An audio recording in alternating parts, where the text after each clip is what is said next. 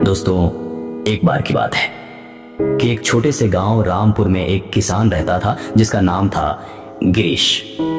गिरीश अपने बेटे आदित्य के साथ साधारण सी जिंदगी गुजारता था। उसका स्वभाव बड़ा ही शांत था। चाहे हालात कितने भी कठिन क्यों ना हो, वह हमेशा मुस्कुराकर कहता, जो होता है अच्छे के लिए होता है, बस भगवान पर भरोसा रखो।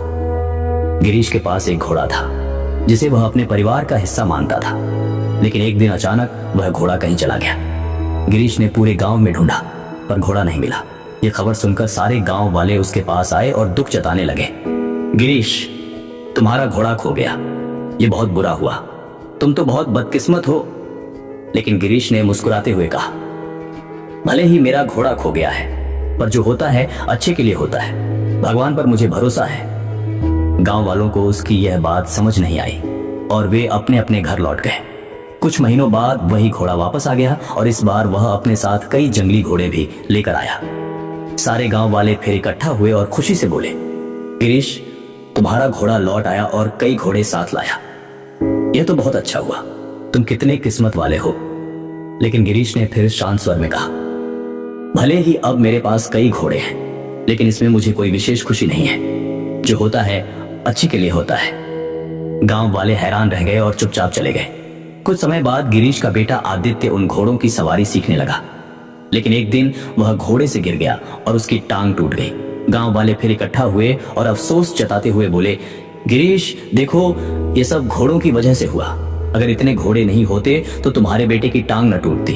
ये तो बहुत बुरा हुआ, तुम बदकिस्मत हो। गिरीश ने मुस्कुराकर फिर वही जवाब दिया, भले ही मेरे बेटे की टांग टूट गई है, पर जो होता है अच्छे के लिए होता है। भगवान पर मुझे भरोसा है। कुछ समय बाद राज्य पर हमला हो गया।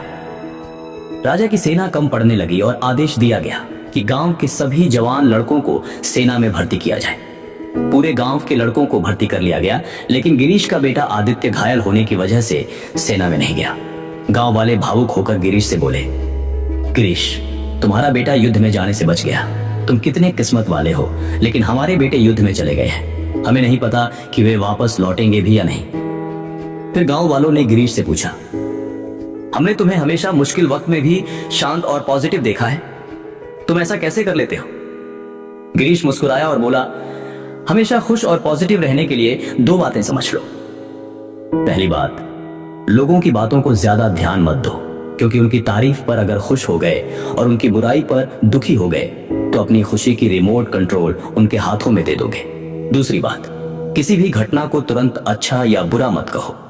जैसे किसी किताब की सिर्फ एक लाइन पढ़कर यह नहीं बताया जा सकता कि पूरी किताब अच्छी है या बुरी, वैसे ही जिंदगी की किसी एक घटना से पूरी जिंदगी का आकलन नहीं किया जा सकता।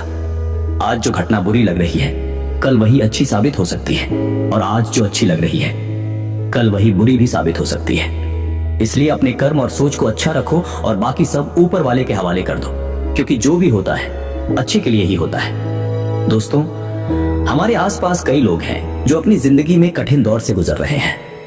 हो सकता है कोई हिम्मत हार चुका हो, कोई खुद को अकेला महसूस कर रहा हो, या कोई परेशानियों से थक चुका हो। शायद सिर्फ एक सही बात सही समय पर किसी की पूरी जिंदगी बदल सकती है। अगर आपको यह कहानी पसंद आई हो और इससे आपको प्रेरणा मिली हो तो इसे जरूर शेयर करें। क्या पता आपका एक शेयर किसी की जिंदगी में रोशनी ले आए, किसी को उम्मीद दे दे, या किसी को फिर से मुस्कुराने की वजह मिल जाए। ऐसी ही असली और प्रेरणादायक कहानियों के लिए इस चैनल को सब्सक्राइब करो, क्योंकि अगली कहानी शायद आपकी हो।